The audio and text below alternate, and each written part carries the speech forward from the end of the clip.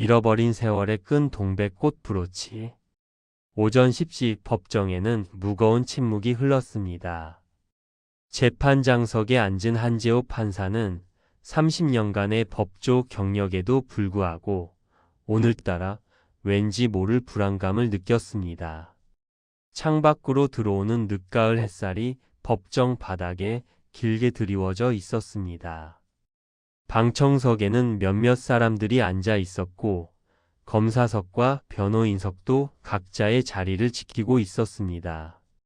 그리고 피고인석에는 30대 초반으로 보이는 여성이 고개를 숙인 채 서 있었습니다. 남이소.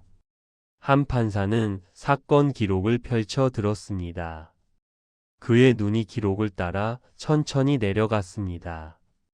피고인 남이소 36세, 죄명 절도, 피해 품목 생활용품 및 먹을거리, 영양제 한 통, 피해 총액 12만 원, 범행 수법 장바구니에 물건을 담은 후 계산대를 거치지 않고 매장을 나섬. 한 판사는 조용히 한숨을 쉬었습니다. 전형적인 생계형 범죄였습니다. 30년간 수많은 사건을 다뤄온 그였지만 이런 사건을 볼 때마다 가슴 한편이 무거워졌습니다. CCTV 영상에는 미소가 식품 코너를 서성이다가 망설이듯 양갱과 영양제를 집어드는 모습이 담겨 있었습니다. 계산대로 향하다가 멈춰섰고 지갑을 열어봤고 그리고 결국 그대로 매장을 나섰습니다. 보안 요원이 쫓아가 붙잡았을 때 그녀는 저항조차 하지 않았다고 했습니다. 피고인은 고개를 드세요. 한 판사의 조용한 목소리가 법정 안에 울려 퍼졌습니다. 고개를 든 남이소의 얼굴을 보는 순간 한 판사의 심장이 크게 덜컹거렸습니다. 눈물 자국이 선명한 그 얼굴을 보는 순간 한 판사는 숨이 멎는 듯 했습니다. 약간 처진 눈매, 그 속에 깃든 슬픔을 참으려는 듯한 깊은 눈빛, 특히 눈썹과 눈 사이의 간격, 콧날의 선까지 마치 40년 전 그의 아내 서연의 젊은 시절을 그대로 옮겨 놓은 듯 했습니다. 아니, 더 정확히 말하자면 서연이 아니었습니다. 한 판사의 뇌리에 번개처럼 스친 것은 5살 새아의 얼굴이었습니다. 울음을 참으려고 입술을 깨물던 그 표정, 무언가를 간절히 바라보던 그 눈빛, 그날 바닷가에서 아이스크림을 사달라고 조르다가 안 된다는 말에 울먹이면서도 꾹 참던 딸의 그 얼굴. 한 판사는 스스로를 다잡았습니다. 30년이나 지났는데 설마. 하지만 그의 심장은 이성과는 달리 격렬하게 뛰고 있었습니다. 한 판사의 머릿속에 30년 전 가족 모두가 함께 떠났던 해운대 피서지에서의 악몽이 스쳐 지나갔습니다. 형형색색 파라솔 아래 옹기종기 모여 앉은 피서객들, 튜브를 끼고 바다로 뛰어드는 아이들, 아이스케키를 파는 아저씨의 구성진 외침. 그 평화로운 순간, 잠시 시선을 놓친 사이 파도 속에서 감쪽같이 사라졌던 5살 딸 세아. 그는 평생을 찾아 헤맸습니다. 부산 전역의 파출소마다 전단지를 붙였고 실종 아동 찾기 센터가 생기자마자 달려가 신고했습니다.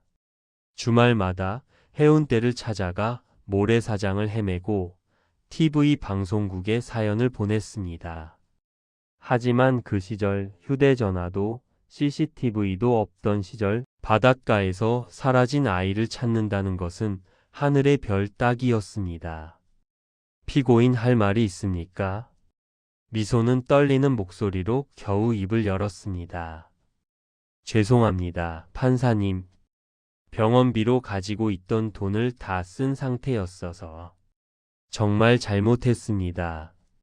미소의 말을 들은 한 판사는 가슴 한쪽이 무너지는 것을 느꼈습니다. 그러나 그는 판사였습니다. 감정을 억누르고 벌금 50만 원을 선고하며 재판을 마쳤습니다. 하지만 그가 정말 주목한 것은 따로 있었습니다. 미소가 고개를 숙일 때마다 드러나는 그녀의 목에 걸린 낡은 펜던트. 그것은 은으로 만든 작은 동백꽃 브로치를 펜던트로 개조한 것이었습니다. 재판이 끝난 후 한 판사는 바로 아내 서연에게 전화를 걸었습니다. 여보, 혹시 우리 세아가 어렸을 때 내가 선물해줬던 동백꽃 브로치 기억나? 동백꽃 브로치? 아니, 그날 바닷가에 갔을 때 내가 그걸 펜던트로 만들어 목에 걸어줬었잖아. 혹시 잃어버린 건 아닐까 해서. 서연은 한 판사의 집요한 물음에 이상함을 느끼고 한참을 침묵했습니다. 잠깐만요, 재호 씨. 내가 앨범을 찾아볼게요. 한 판사는 수화기를 쥔 채 심장이 터질 듯 두근거렸습니다. 5분이 지나고 10분이 지났습니다. 그리고 떨리는 서연의 목소리가 수화기를 타고 흘러나왔습니다. 재호 씨, 5살 세아 사진에 동백꽃 모양 브로치를 목걸이로 만든 것이 걸려 있어요. 그런데 나는 이걸 당신이 바다에서 잃어버렸다고 생각하고 기억을 지웠나 봐요. 한 판사의 손에서 수화기가 떨어질 뻔했습니다. 여보, 오늘 내 법정에 선 피고인이 똑같은 펜던트를 하고 있었어. 다음날 새벽, 한 판사와 서연은 사건 기록에 적힌 미소의 주소와 나이를 토대로 그녀가 18세까지 자랐다는 은혜 보육원을 찾아갔습니다. 부산 외곽의 언덕배기에 자리한 낡은 3층 건물. 페인트가 벗겨진 벽면에 은혜 보육원이라는 간판이 바랜 글씨로 걸려 있었습니다. 원장 정윤희 씨는 낡은 서류철을 펼쳐 보였습니다. 남이소. 30년 전 8월 해운대 근처 파출소에서 인계받았다고 되어 있습니다. 당시 나이는 5살 정도로 추정됐고요. 서연의 입술이 파르르 떨렸습니다. 8월. 그때쯤이 우리 아이가 사라진 날이에요. 원장은 계속해서 기록을 읽어 내려갔습니다. 이름도 부모도 기억을 못했답니다. 며칠 동안 엄마, 아빠만 울면서 찾았대요. 파출소에서 한 달 동안 보호자를 찾았지만 아무도 나타나지 않아서 저희 보육원으로 왔죠. 이름은 저희가 지어줬습니다. 미소. 항상 웃는 아이가 되라고요. 그런데 원장은 잠시 말을 멈추고 한숨을 쉬었습니다. 미소는 웃지 않는 아이였어요. 다른 아이들이 놀 때도 혼자 구석에 앉아서 목에 걸린 펜던트만 만지작거렸죠. 원장이 오래된 앨범을 꺼냈습니다. 거기에는 보육원 아이들의 사진이 빼곡했습니다. 그중 한 장, 6살 무렵의 미소가 있었습니다. 다른 아이들은 웃고 있었지만 미소만 무표정한 얼굴로 카메라를 응시하고 있었습니다. 그리고 그 목에는 저거예요. 서연이 사진을 가리키며 외쳤습니다. 저 펜던트, 저게 제가 본 거예요. 원장은 고개를 끄덕였습니다. 아이가 보육원에 올 때부터 가지고 있던 물건이었어요. 잠잘 때도 밥 먹을 때도 절대 떼지 않으려 했죠. 그게 유일한 가족의 흔적이라고 생각했나 봐요.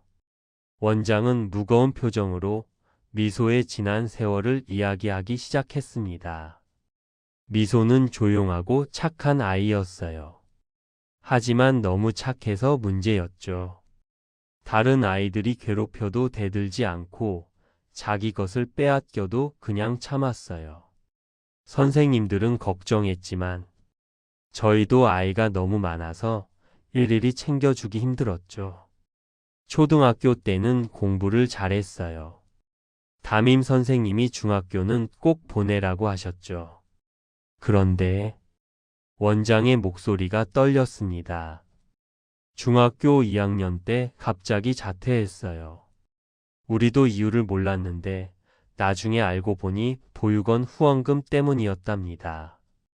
후원금이요? 한 판사가 물었습니다. 네. 미소는 자기가 보육원에 부담이 된다고 생각했나 봐요. 16살에 공장에 취직해서 돈을 벌기 시작했죠. 그리고 매달 후원금이랍시고 보육원에 5만 원씩 보내왔어요. 자기 월급이 60만 원도 안 될 때였는데 서연은 이미 눈물을 흘리고 있었습니다. 18이 되자마자 보육원을 나갔어요. 독립하고 싶다고. 그때부터는 소식이 끊겼다가 5년 전쯤 갑자기 연락이 왔어요. 원장은 잠시 말을 멈추고 눈물을 닦았습니다. 어떤 분을 모시고 계신다고 했어요. 말기 암 환자셨는데 간병인이 필요하다는 구인 공고를 보고 찾아갔다더군요. 그런데 그 어르신이 미소를 친딸처럼 대해주셨나 봐요. 평생 혼자 사셨던 분이었는데 미소를 만나고 처음으로 가족이 생겼다고 하셨대요. 그 어르신이 돌아가시면서 미소에게 전 재산을 물려주려 했대요. 얼마 안 되는 돈이었지만 그런데 미소가 거절했어요. 대신 매달 찾아뵙겠다고 어머니처럼 모시겠다고 했답니다. 그 어르신은 결국 미소를 양딸로 입적하시고 돌아가셨어요. 그래서 미소는 그때부터 그 어르신을 엄마라고 불렀습니다. 비록 1년도 함께 살지 못했지만 미소에게는 평생 처음으로 생긴 진짜 엄마였던 거죠. 한 판사는 주먹을 불끈 쥐었습니다. 40년 동안 자신의 딸이 그렇게 외롭게, 그렇게 힘들게 살았다는 것이 지금은 어떻게 지내나요? 서연이 떨리는 목소리로 물었습니다. 파출소 근처 언덕배기 빌라 옥탑방에 산다고 들었었어요. 편의점에서 밤 10시부터 새벽 6시까지 일하고 낮에는 병원 청소 일을 한답니다. 그렇게 벌어도 양어머니 병원비 내기가 빠듯하다고. 원장은 마지막으로 한 가지를 덧붙였습니다. 미소는 한 번도 자기 처지를 원망하지 않았어요. 오히려 보육원에서 키워줘서 고맙다고 양어머니를 만나게 해줘서 감사하다고 했죠. 그 아이는 너무 착해서 마음이 아파요. 그날 저녁 한 판사와 서연은 미소가 사는 빌라를 찾아갔습니다. 언덕배기 끝에 자리한 낡은 4층 빌라. 페인트가 벗겨진 계단을 올라 옥탑방 문 앞에 섰을 때 두 사람의 심장은 터질 듯 뛰고 있었습니다. 똑똑똑. 문을 두드렸습니다. 잠시 후 경계하는 목소리가 들려왔습니다. 누구세요? 미소 씨, 저 한재호 판사입니다. 잠깐 할 말이 있어서. 문틈이 조금 열렸습니다. 미소는 법정에서 자신에게 벌금을 선고했던 판사가 낯선 여인과 함께 찾아온 모습에 당황했습니다. 판사님, 무슨 일이세요? 제가 벌금은 아직 아닙니다. 벌금 때문이 아니에요. 한 판사의 목소리가 떨렸습니다. 그냥 잠깐만 이야기 좀 나눌 수 있을까요? 미소는 망설이다가 문을 열었습니다.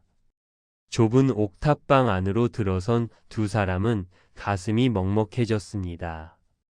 6평도 안 되는 공간에 작은 싱크대, 낡은 냉장고, 벽에 기댄 이불 하나. 그게 전부였습니다.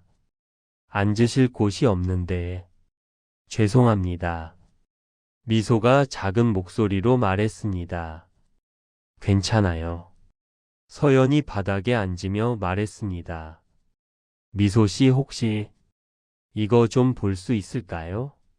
서연이 가리킨 것은 미소의 목에 걸린 동백꽃 펜던트였습니다. 미소는 순간적으로 펜던트를 움켜쥐었습니다. 이건 제 거예요. 유일하게 가진 거라서. 알아요. 빼앗으려는 게 아니에요. 서연의 눈에 눈물이 고였습니다. 그냥 좀 보고 싶어서요. 미소는 조심스럽게 펜던트를 풀어 서연의 손에 올려놓았습니다. 서연의 손이 펜던트를 만지는 순간 그녀의 눈에서 눈물이 주르륵 흘러내렸습니다. 이게 맞아요. 서연이 흐느끼기 시작했습니다. 미소는 깜짝 놀라 물러섰습니다. 왜 그러세요? 한 판사가 오래된 사진 한 장을 꺼냈습니다. 40년 전 해운대 백사장에서 찍은 가족 사진. 파라솔 아래 앉은 젊은 부부와 그 사이에서 환하게 웃고 있는 5살 여자아이. 그리고 그 아이의 목에 걸린 미소의 눈이 커졌습니다. 사진 속 아이의 목에 걸린 펜던트는 자신이 평생 가지고 있던 것과 똑같았습니다. 이게 미소의 목소리가 떨렸습니다.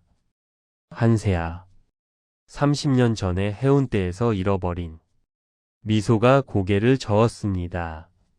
저는 남이소예요. 부모님이 없어요. 평생 혼자였어요. 보육원 기록을 확인했어요.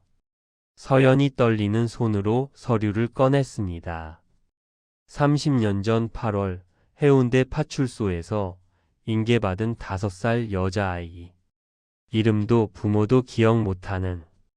미소는 뒤로 물러서며 벽에 등을 기댔습니다. 호흡이 가빠졌습니다. 이건 말도 안 돼요. 미소 씨. 한 판사가 무릎을 꿇고 미소에게 다가갔습니다. 혹시 기억나는 게 있나요?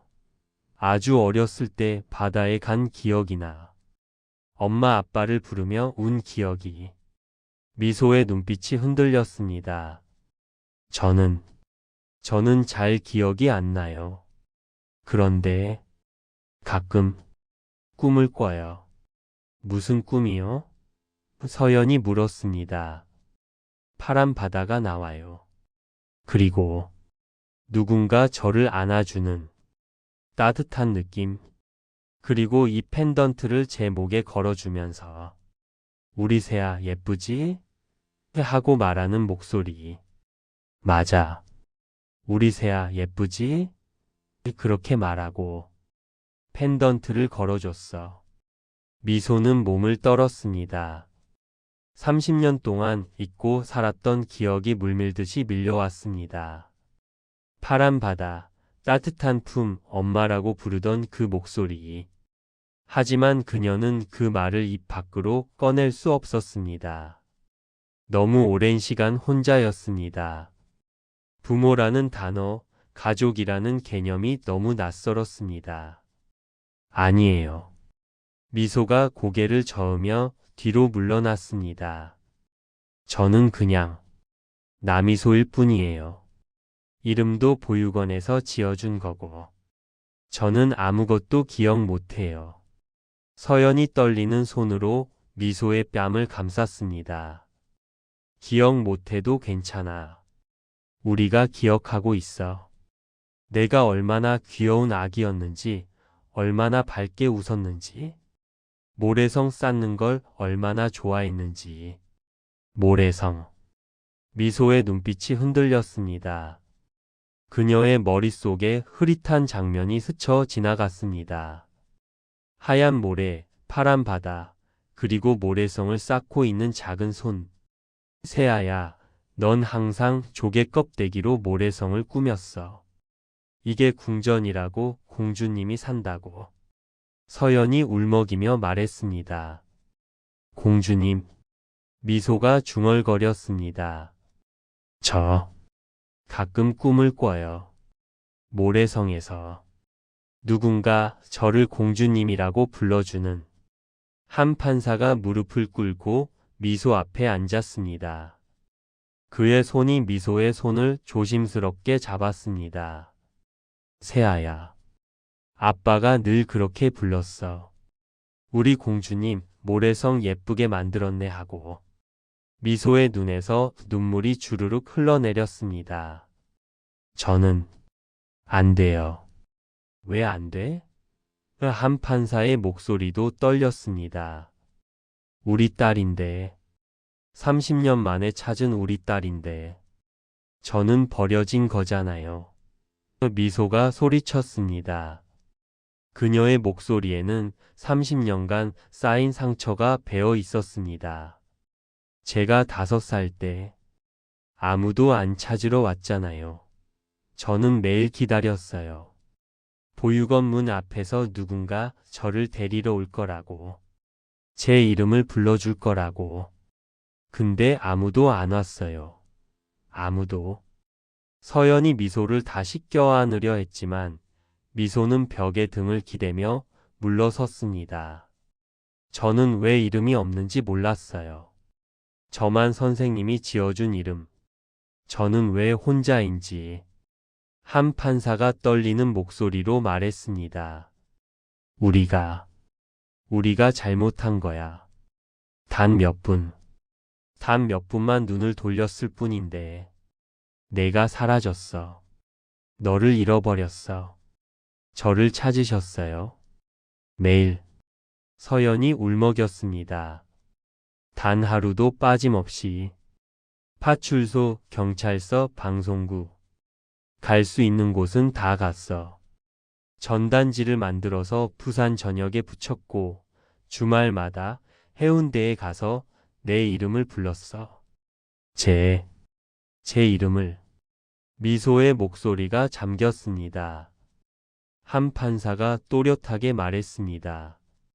내 이름은 한세아야. 세상을 밝게 비추는 아이라는 뜻으로. 엄마 아빠가 함께 지어준 이름이야. 한세아. 미소가 그 이름을 천천히 되뇌었습니다. 30년 만에 처음 듣는 자신의 진짜 이름. 그 이름이 입안에서 맴돌 때 뭔가가 그녀의 가슴 속에서 터져 나오는 것 같았습니다. 저는 한세아. 인가요? 그래. 서연이 고개를 끄덕였습니다. 미소는 더 이상 참을 수 없었습니다. 30년 동안 지었던 외로움의 갑옷이 와르르 무너졌습니다. 그녀는 주저앉으며 울음을 터뜨렸습니다. 왜 이렇게 늦게? 왜 이제야? 서연이 바닥에 주저앉은 미소를 껴안았습니다. 한 판사도 두 사람을 감싸 안았습니다. 미안해. 정말 미안해. 우리가 못 찾아서. 한 판사의 눈에서도 눈물이 쏟아졌습니다. 아빠가 30년 동안 너를 찾아 헤맸어. 단 한순간도 널 잊은 적이 없어.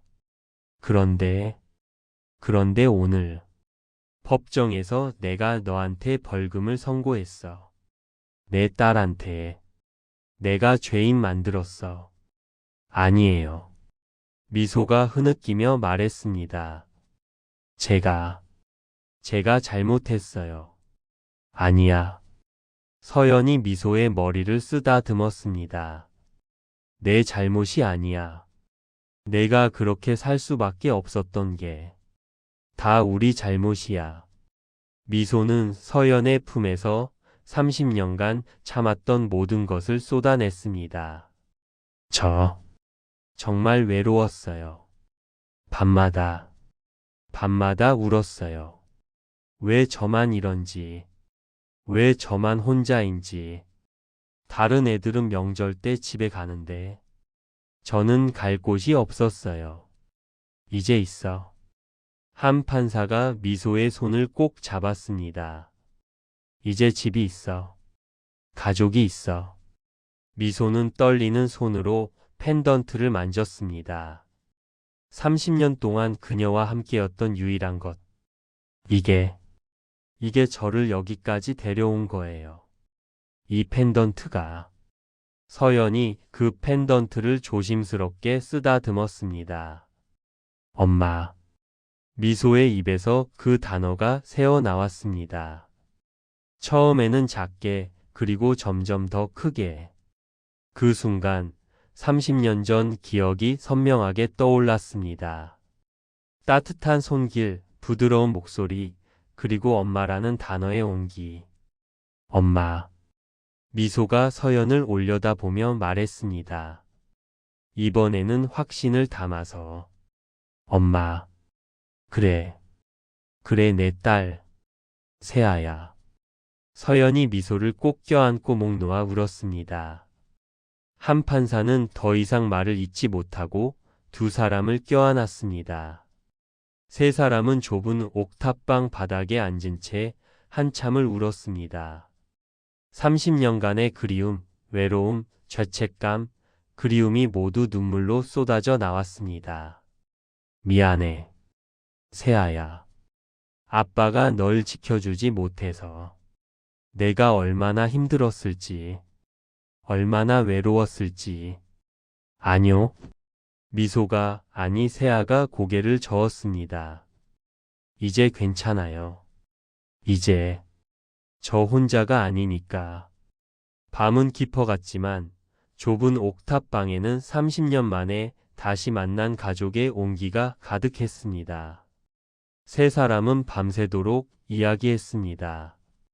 한판사는 30년간 딸을 찾아 헤맨 이야기를, 서연은 매일 밤 세아를 위해 기도했던 이야기를, 그리고 세아는 보육원에서의 삶, 양어머니와의 만남, 그리고 이 펜던트가 얼마나 큰 위로가 되었는지를 이야기했습니다. 이걸 만질 때마다 어딘가에 저를 사랑해주는 사람이 있을 거라고 믿었어요. 비록 얼굴은 기억 못해도. 동이 트기 시작할 무렵 세아는 부모님의 품에 안긴 채 잠이 들었습니다.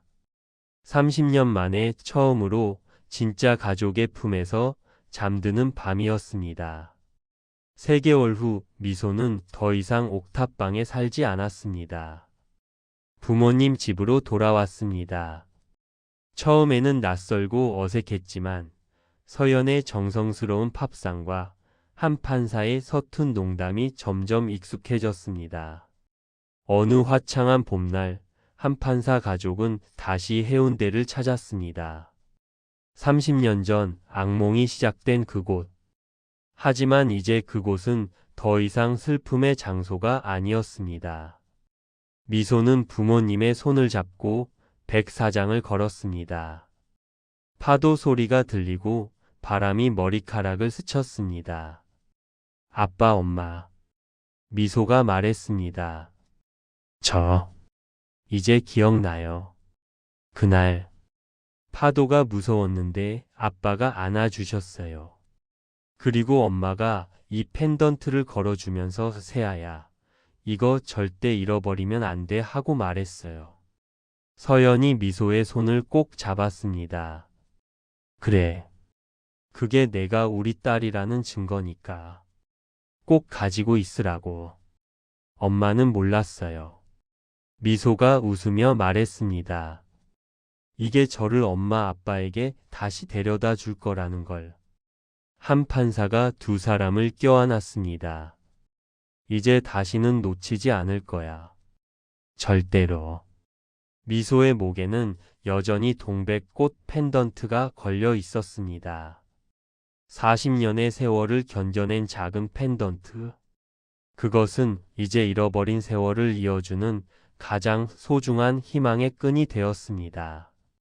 그리고 그날 해운대 백사장에는 30년 만에 다시 완성된 가족 사진이 한 장 더 추가되었습니다.